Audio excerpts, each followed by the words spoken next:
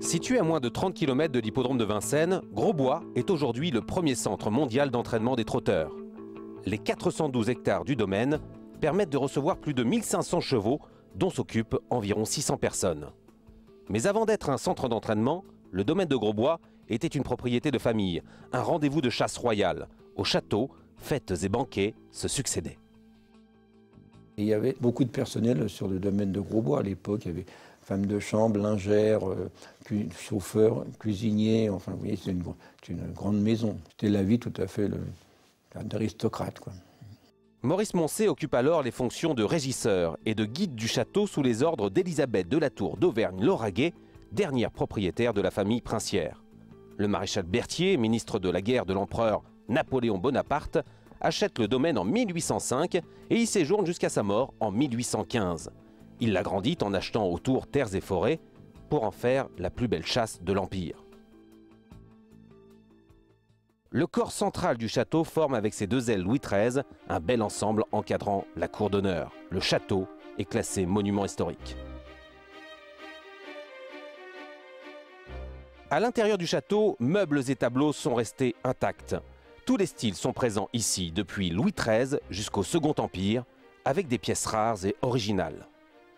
Le maréchal Berthier, prince de Wagram, a laissé une superbe galerie évoquant l'épopée napoléonienne à travers d'immenses toiles représentant les batailles auxquelles il a pris part aux côtés de Napoléon.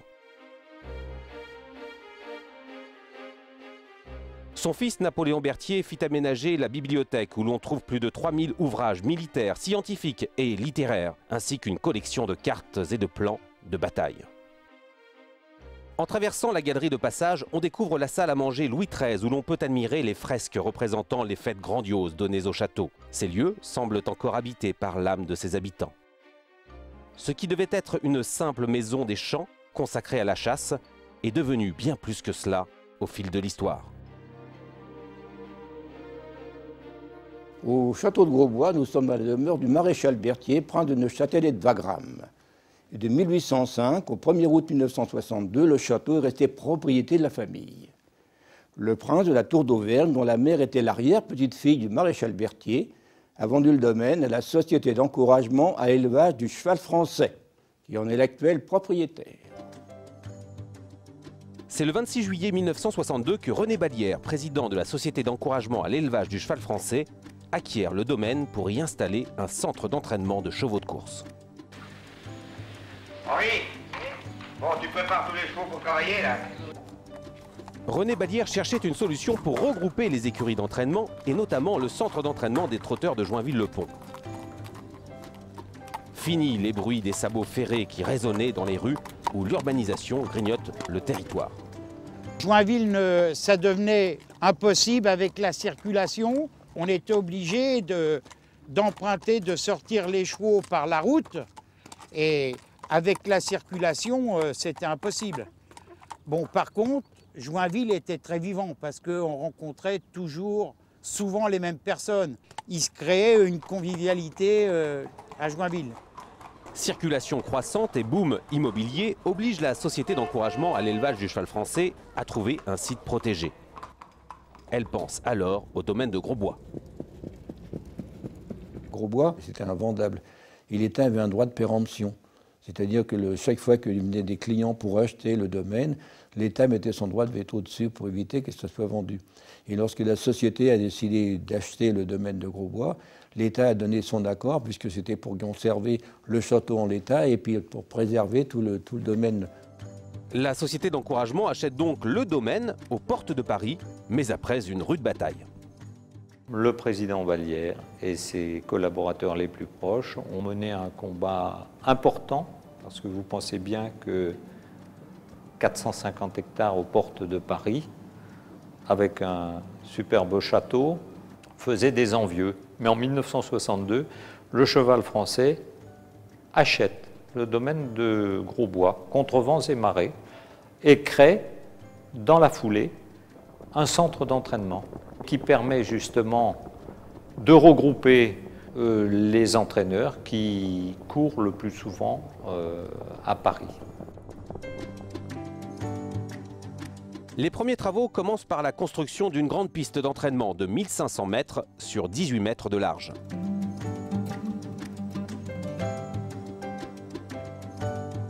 Ils se poursuivent par l'aménagement de locaux destinés à recevoir les chevaux et les premiers entraîneurs.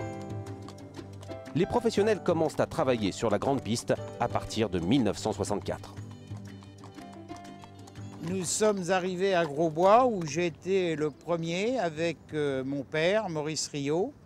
On a pris place sur le domaine en 65, fin de l'année 65 pour le meeting d'hiver 66.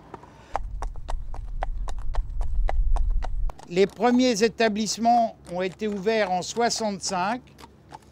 Par l'entrée de Marolles, vous aviez donc l'établissement de M. Lefebvre. Ensuite, M. Henri Lévesque, M. Hans Sass pour M. Thévenon et M. de Bellègue. Les aménagements du domaine se poursuivent par la cour du manège, qui était un hôtel pour chevaux, avec ses 133 boxes et ses 24 chambres meublées.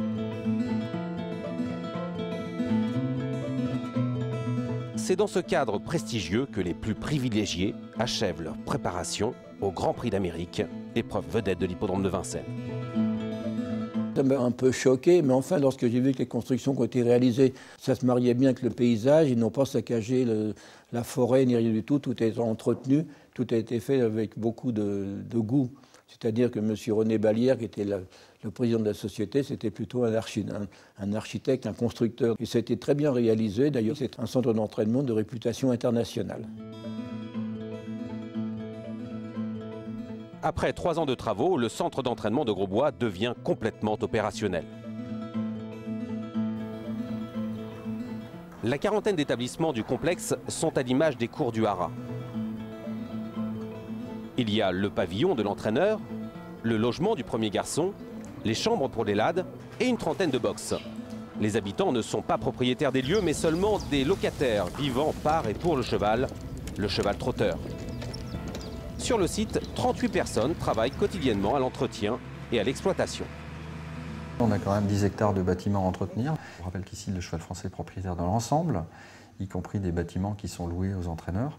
Donc ça représente une charge de travail en maintenance assez conséquente, sans compter tout ce qui est non visible, les réseaux notamment, puisqu'on a des kilomètres de canalisation, d'eau, de gaz, d'électricité qui nous appartiennent donc pour desservir la totalité. Tout est privatif, l'éclairage public, effectivement avec toutes les prérogatives d'une petite commune, on va dire, concernant l'entretien du site et des bâtiments, en plus de l'entretien des pistes qui est spécifique à l'activité du cheval.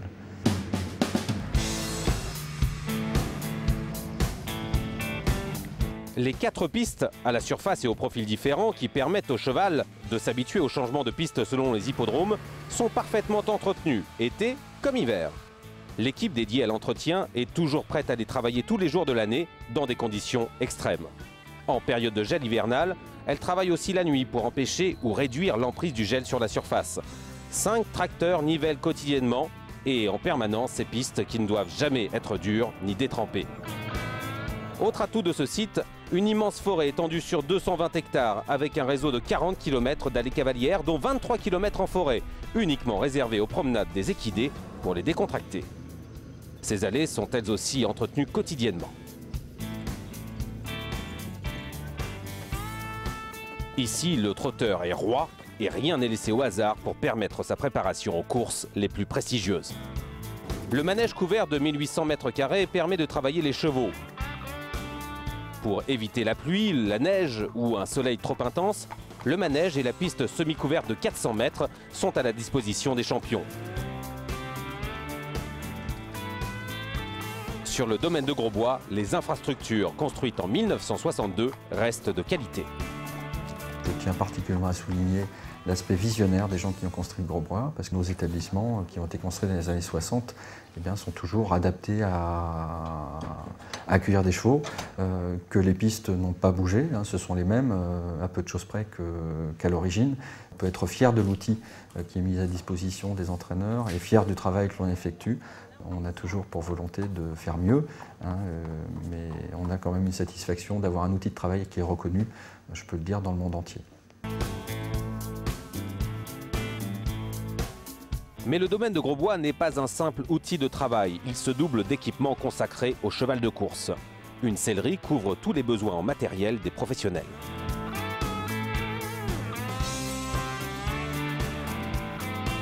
Le trotteur doit être équilibré, et l'équilibre vient de la ferrure. La recherche de cet équilibre est un véritable art dans lequel sont associés le maréchal ferrant et l'entraîneur.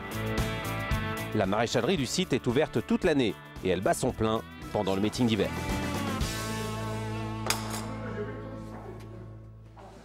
Le domaine possède son propre centre de formation où sont formés l'adriver, l'adjockey, drivers et jockeys.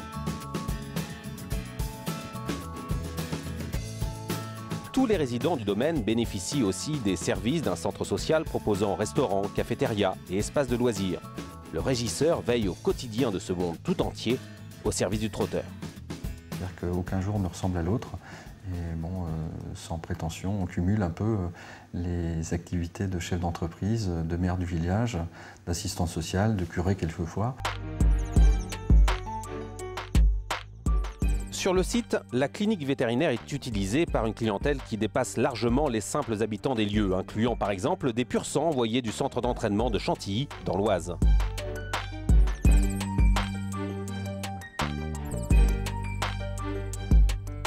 Ce centre d'expertise vétérinaire possède des équipements de dernière génération, échographie, IRM, scanner ou encore scintigraphie. Ces techniques apportent un plus pour le bien-être du cheval parce qu'elles sont moins invasives.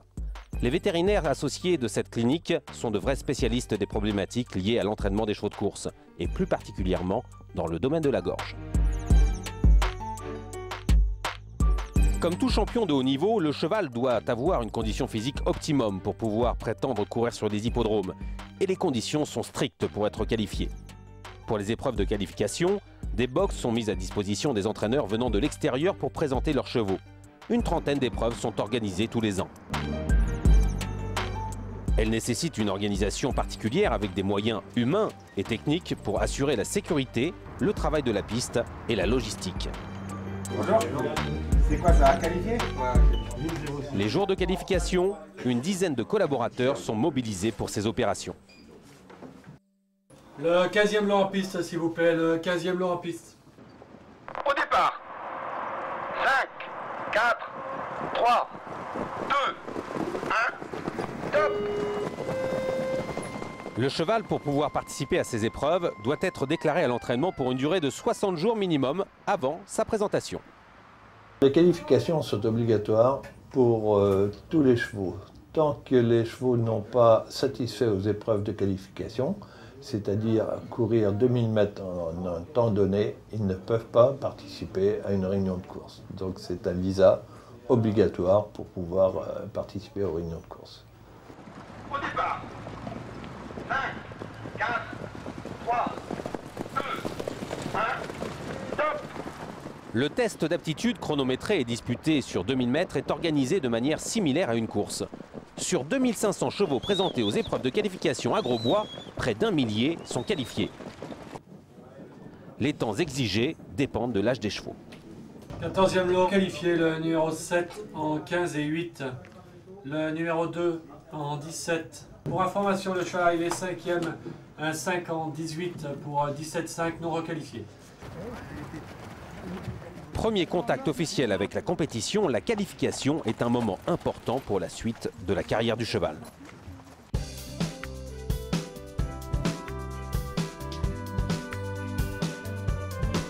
Le domaine de Grosbois, d'une superficie de 410 hectares, est une véritable ville dans la ville, puisqu'un millier de personnes, entraîneurs et personnels, y sont logés pendant le meeting d'hiver. Les infrastructures et la proximité avec l'hippodrome de Vincennes en font un domaine extraordinaire afin de pouvoir préparer au mieux aux grandes compétitions hivernales les quelques 1500 chevaux présents sur le site et en faire des champions. Le centre est reconnu comme le premier du genre au monde. Grosbois, c'est merveilleux parce que c'est un outil de travail fabuleux.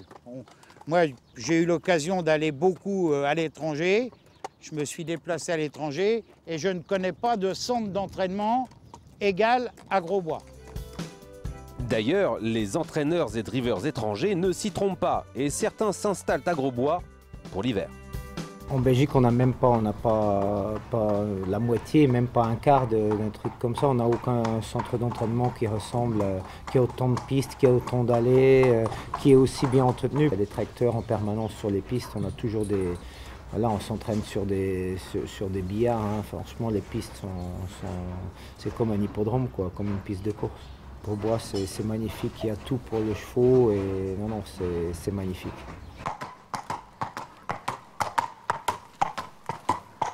Pierre Vercruys, driver émérite, vit aujourd'hui à plein temps à Grosbois. C'est à 20 ans qu'il décide d'aller parfaire son bagage de driver et de futur entraîneur, mais aussi découvrir une autre culture. 5 ans plus tard, il revient en France et s'installe ici, à son compte, à Grosbois. Disons qu'aux États-Unis, il y a des centres d'entraînement, aussi bien de trotteurs que de galopeurs, qui sont très fonctionnels, mais qui ne sont pas spécialement beaux, comme le site de Grosbois.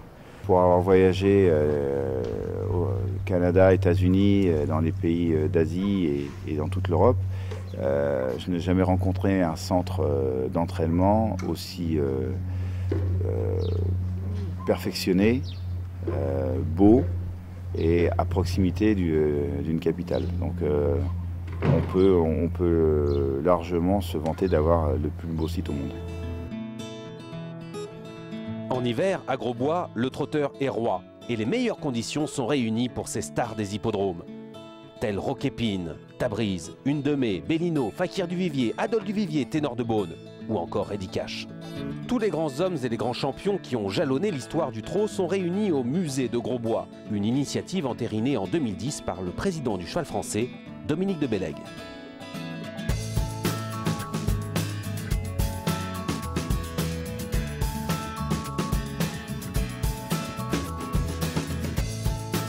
Le musée du trot a été créé notamment pour rendre hommage à ces bâtisseurs du trot qui se sont succédés pendant 150 ans à la promotion du trotteur et en même temps sauver la mémoire de ceux qui ont fait ces courses, c'est-à-dire les jockeys, les entraîneurs, mais aussi les chevaux, puisque dans ce musée se trouvent regroupées toutes les gloires qui ont fait la notoriété du trot tout au long de ces décennies. Pensé de manière pédagogique et moderne, le musée est autant destiné aux enfants qu'aux adultes non initiés. L'histoire des courses attelées, l'évolution des attelages et des harnachements, l'élevage, les métiers du trot, le pari. Après un tel parcours, l'univers hippique n'aura plus de secret pour les visiteurs.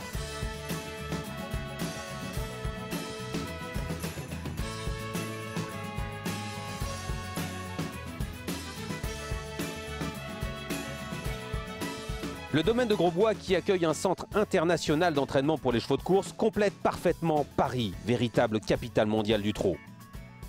Les chevaux sont entraînés là à longueur d'année et principalement pour le meeting d'hiver. L'hippodrome de Vincennes est la principale raison d'être des 1500 chevaux préparés à Grosbois.